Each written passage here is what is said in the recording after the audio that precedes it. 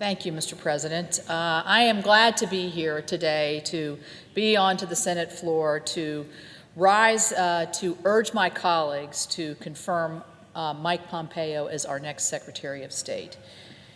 You know, the United States Senate is an institution built on history and tradition. We hear that quite a bit as we walk the halls, particularly where it comes to confirmations.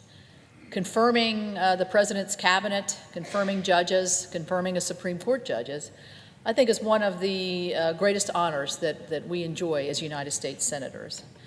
Recent Secretaries of State have enjoyed strong bipartisan support from this chamber during their own confirmation process. Hillary Clinton was confirmed by a vote of 94-2.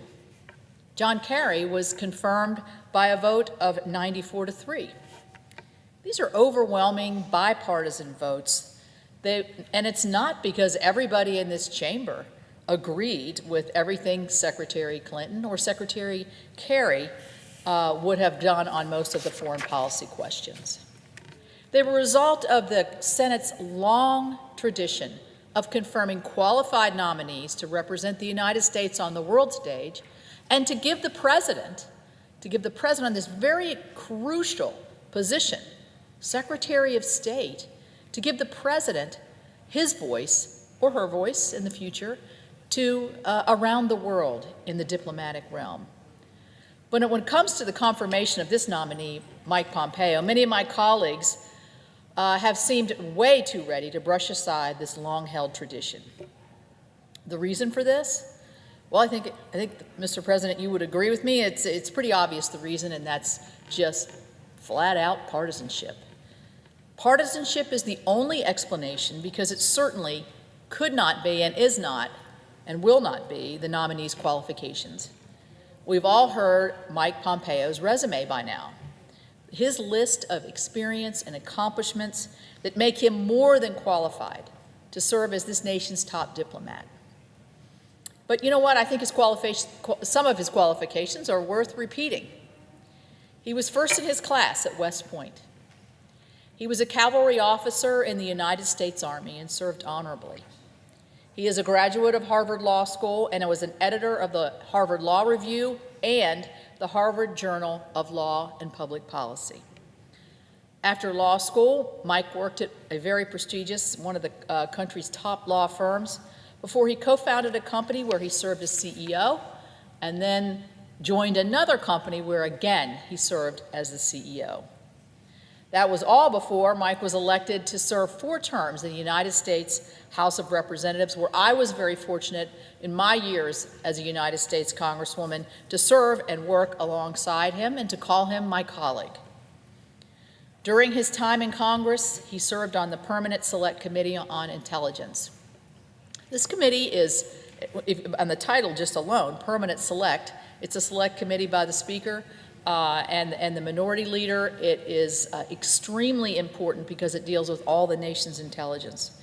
We know after he left that position as the congressman to become President Trump's director of the CIA, and by all accounts and by all reports, he has done an absolutely exceptional job, revitalized the morale within the CIA, and put us on an even footing on one of our more core missions.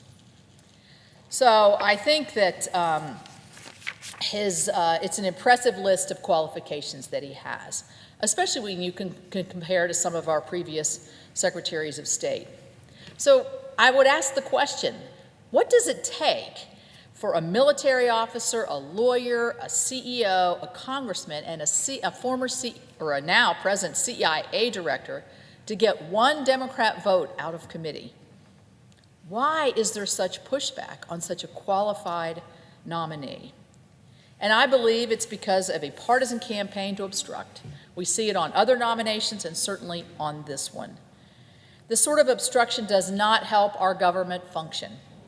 It doesn't help the career folks over at the State Department do their job, and they're ready. It doesn't help our country lead on the global stage, and it certainly doesn't help the people that we serve. This is an important time in our nation's history, and particularly around the world.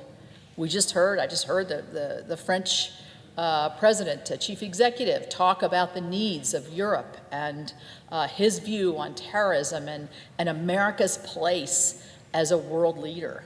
So now more than ever, we need a strong and qualified Secretary of State. We need a leader to negotiate with North Korea. These negotiations are coming up rapidly, and we know that Mike Pompeo has already developed a relationship. We need him to counter the Russian aggression that we see cropping up in other areas all around this globe. We need a strong leader to address the chemical weapons situation in Syria, as tragic as it is. And the list could go on and on. And you know what? Mike Pompeo is up for this job, and we should give it to him. We should give it to him in this chamber by confirmation. The American people want Washington to work. They want us to work together. They want us to work as a team. That's how we're set up. So how can that happen if the president can't even get the opportunity to put his own team in place? Well, I'm going to vote for Mike Pompeo to be our next Secretary of State because I want the president to have his team. I want this nation to have a strong leader. I want our State Department to be functioning as fully and as vibrantly and as aggressively as we can around the world in these dangerous times. So with that, Mr. President, I would urge my colleagues to put partisanship aside and confirm Mike Pompeo as our next Secretary of State. Mr. President, I yield back.